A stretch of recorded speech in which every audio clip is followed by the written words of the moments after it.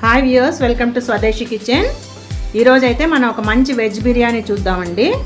So దానికి కావాల్సిన ingredients ఏంటో ఆల్రెడీ ప్రిపేర్ చేసి పెట్టాను. ప్రాసెస్లోకి వెళ్ళిపోదాం. Let's go. సో ముందుగా స్టవ్ వెలిగించుకొని పాన్ పెట్టుకున్నానండి. దాంట్లో ఒక 4 టేబుల్ స్పూన్స్ కుకింగ్ ఆయిల్ వేద్దాం.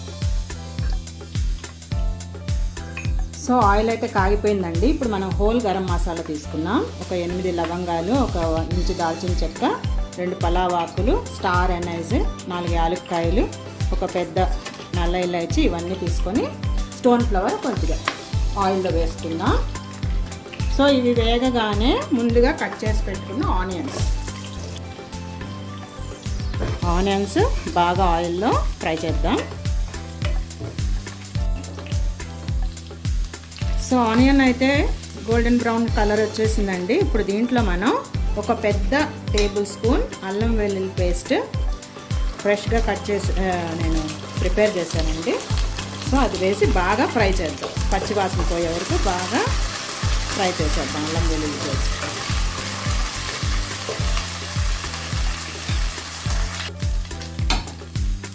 సో అల్లం వెల్లుల్లి బాగా ఫ్రై అయిందండి. ఇప్పుడు దీనిలో మనం టొమాటో వేసేద్దాం ఫస్ట్. దెన్ దీన్ని ఒక 1.5 మినిట్ తిప్పుకున్న తర్వాత మనం వేరే వెజిటబుల్స్ వేద్దాం. ఆయిల్లో ఫ్రై అయ్యాక 1 by 1 ఒక్కొక్కటి వేద్దాం. So first carrot వేద్దామండి.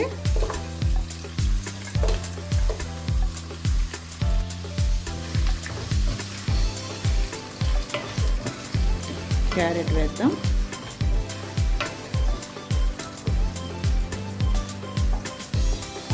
కొద్దిగా పుదీనా, కొత్తిమీర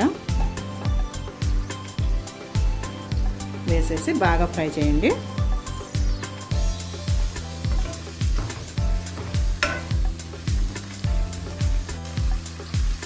సో ఇప్పుడు దీనిలో మనం కట్ చేసి పెట్టుకున్న మష్రూమ్స్ వేసేసి అలాగే దీన్ని కూడా ఒక 1 మినిట్ తిప్పుకుందాం. సో ఇప్పుడు దీంట్లో కట్ చేసి పెట్టుకున్న పొటాటోస్ అండ్ పచ్చి బఠానీ ఇవి కూడా వేసి బాగా కలుపుకొని మనకి ఫస్ట్ వెజిటబుల్స్కి సరిపడా సాల్ట్ వేద్దామండి. వెజిటబుల్స్ సరిపడా సాల్ట్ వేసేసి కొద్దిగా తిప్పుకుందాం.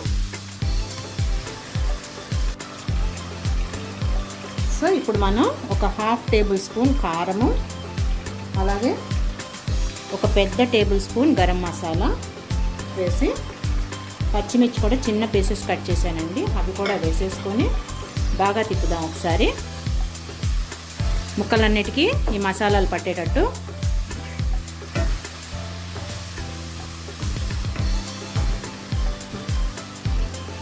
అండ్ ఇప్పుడు ఒక పెద్ద గరిటె పెరుగు, ఒక పెద్ద గరిటెతో పెరుగు వేసుకోండి. పెరుగు వేసి బాగా ముక్కలకు పట్టించండి.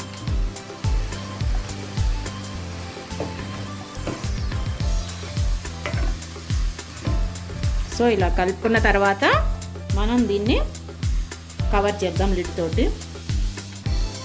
సో అలా 2 మినిట్స్ లిడ్తో కవర్ చేస్తే ఆ ముక్కలన్నీ బాయిల్ అవుతాయండి, వెజిటబుల్స్ అన్నీ. ఒక్కసారి మూత తీసి చూద్దాము. సో కొద్దిగా వాటర్ పోయండి.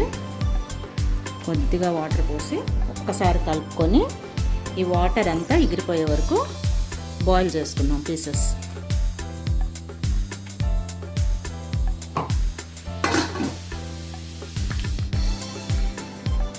సో బిర్యానీ కోసం రైస్ కుక్ చేస్తున్నానండి.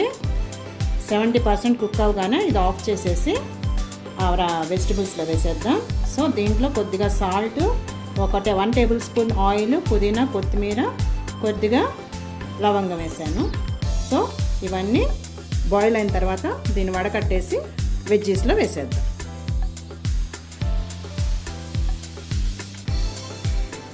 సో రైస్ అయితే బాయిల్ అయిపోయిందండి. ఇప్పుడు దీన్ని ఈక్వల్గా ఈ వెజ్జీస్ మీద స్ప్రెడ్ చేద్దాం. వాటర్ అంతా తీసేసాను. సో ఈక్వల్గా స్ప్రెడ్ చేసేసి చక్కగా ఒక 5 మినిట్స్ దమ్ పెట్టేసుకుందాము. అంటే వెజ్జే కాబట్టి ఎక్కువసేపు అక్కర్లేదు. 5 మినిట్స్ దమ్ పెట్టేసుకుందాం. స్టవ్ ఆన్ చేసుకొని పెట్టేసుకుంటే ఆ ఫ్లేవర్ అంతా ఈ రైస్కి పడుతుంది. ఓకే.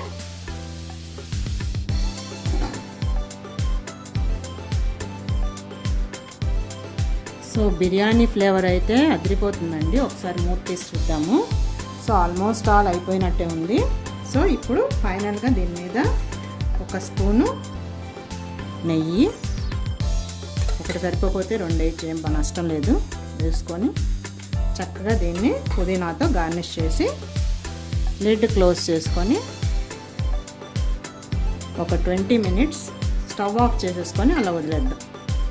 స్టవ్ ఆఫ్ చేసేసుకోండి, మళ్ళీ లిడ్ క్లోజ్ చేసేసుకొని ఒక 20 మినిట్స్ అలా వదిలేసేయండి. మొత్తం పుదీనా నెయ్యి ఫ్లేవర్ అంతా కూడా రైస్కి పట్టి చాలా టేస్టీగా తయారవుతుంది బిర్యానీ. సో బిర్యానీ ఎలా వచ్చిందో ఒకసారి చెక్ చేద్దామండి. చూసారా ఎలా ఫ్లేవర్స్ వస్తున్నాయో? ఒకసారి అడుగు నుంచి చూద్దాము. సరే పొడి పొడిగా ఎలా వచ్చిందో.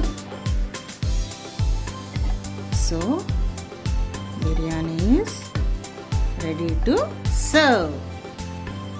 చూడండి ఎంత బాగా వచ్చినాయో పీసెస్. ఇలా అంటే పొడి పొడిగా రాలుతుంది. యా, అది టెక్స్చర్ అయితే అలా రావాలండి. చాలా బాగుంది. అడుగు నుంచి మీకు వెజిటబుల్ పీసెస్ ఇలా వేసుకోండి. అండ్ ఇప్పుడు దీన్ని ఒక మంచి రైతాతో సర్వ్ చేసుకోండి. కమ్మటి పెరుగుతో రైతా ప్రిపేర్ చేసుకొని మంచి రైతాతో సర్వ్ చేసుకోండి. So our tasty veg biryani is ready to serve. I hope you all will try this dish, my dear friends. Please subscribe my channel, like my videos and share my videos. Okay friends, bye.